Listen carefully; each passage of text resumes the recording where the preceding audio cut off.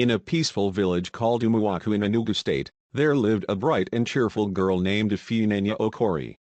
The name Ifunanya meant love, and truly, love surrounded her. The villagers admired her politeness, her quick understanding in class, and the way she always helped younger children with their homework under the big yew tree in the village square. Every evening, as the sun dipped behind the hills, children gathered under the yew tree with their notebooks.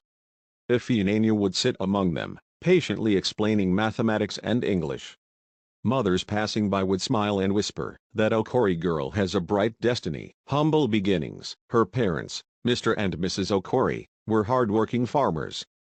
Before the cock crowed each morning, they were already on their farm planting yams, cassava, and maize. Their hands were rough from years of labor, but their hearts were full of hope. Though life was not easy, they believed that education was the greatest gift they could give their daughter. "Ifunanya will not suffer like we did," Mr. Okori often said as he wiped sweat from his brow. "She will go far with education." And truly, Ifunanya made them proud. She always came first in her class. Her teachers praised her, and during village meetings, elders would say, "That Okori girl will be great in the future. She will bring honor to Umuaku." A journey to the city. When Ifunanya completed her junior secondary school with excellent results, her parents decided to send her to Lagos to continue her education in a better school. It was not an easy decision. They sold part of their farmland and some goats to raise money for her school fees and rent. On the day she was leaving, the whole village gathered to bid her farewell. Women sang traditional songs. Elders prayed for her success. Her mother packed her clothes neatly into a small box and tied it with rope. She gave Ifunanya a warm embrace. "My daughter," she said softly, "the city is full of temptations. Remember who you are. Remember your dreams." Mr. Okori placed his hand on Ifunanya's shoulder. "Education is your key. Do not throw it away." Ifunanya nodded confidently. "I will make you proud, Papa. I promise." With excitement and hope, she boarded the bus to Lagos, waving at her parents as the village of Umuaku slowly disappeared behind her. Life in Lagos was loud, bright, and busy. Cars honked endlessly. Tall buildings touched the sky. People walked fast, as if they were always chasing time. Bright billboards lit the streets at night. To Ifunanya, it felt like a completely different world. At first, she took her studies seriously.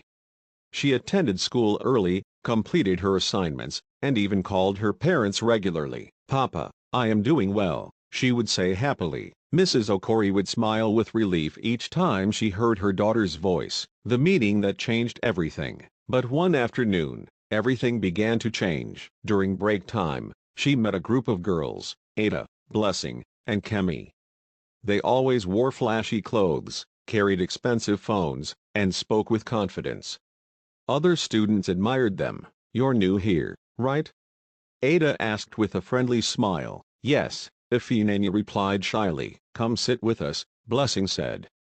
"We like you already." Ifunanya felt happy to have new friends. She didn't want to feel lonely in the big city.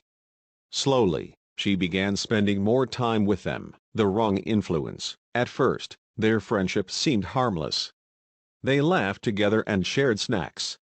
But soon, the girls began to skip classes. They talked about parties, outings, and rich boyfriends. One day, Ada said, "Why are you always running to class?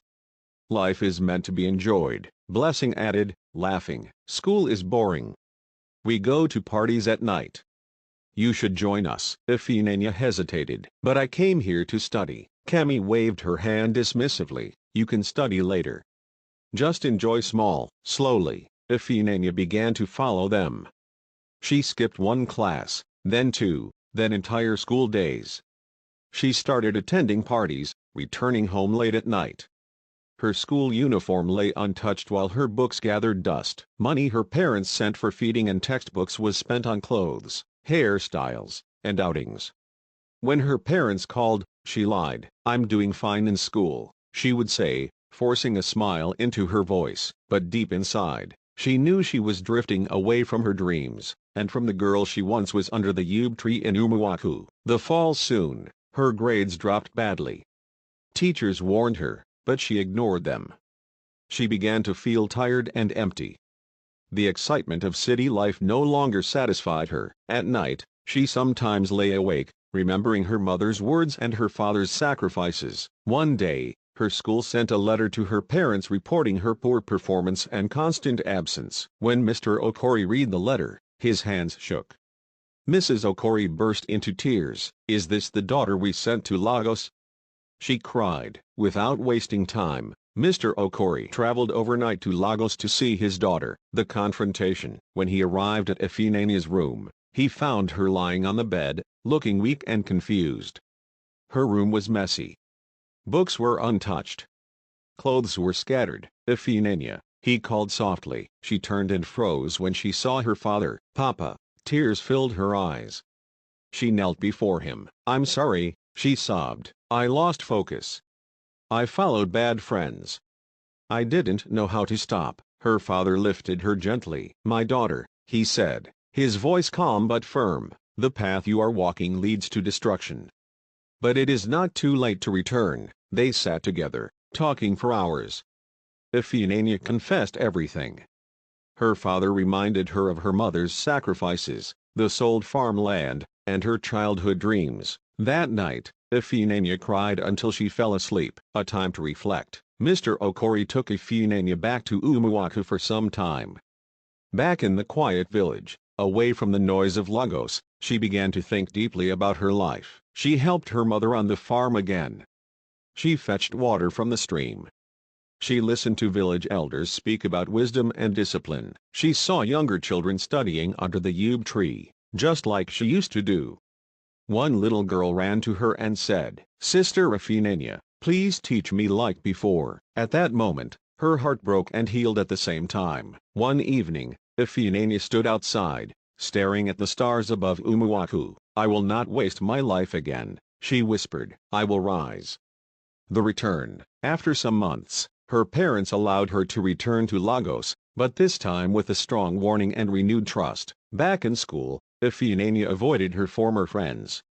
When they invited her out, she politely refused. "I have chosen my path," she told them. She began attending classes faithfully, asking questions, studying late at night, and seeking help from teachers. Slowly, her grades improved. Teachers who once scolded her now praised her determination. She joined a study group and made new friends who valued education and discipline. Step by step, she rebuilt herself. Victory at last. Years later, Ifunanya sat for her final exams, and passed with excellent results. When she returned to Umuaku with her certificate, the whole village celebrated. Drums were beaten. Women danced. Elders blessed her. Under the great yew tree, the village head announced, "Today, Umuaku celebrates a daughter who lost her way but found it again. Let every child learn from her story." Mr. Okori lifted his hands to the sky. "Thank you, God. My daughter has found her path again." Mrs. Okori hugged Ifunanya tightly. "You made us proud at last." Ifunanya smiled, tears of joy in her eyes.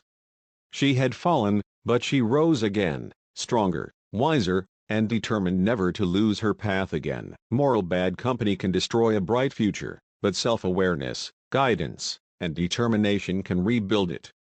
Choose your friends wisely, and never lose sight of your dreams.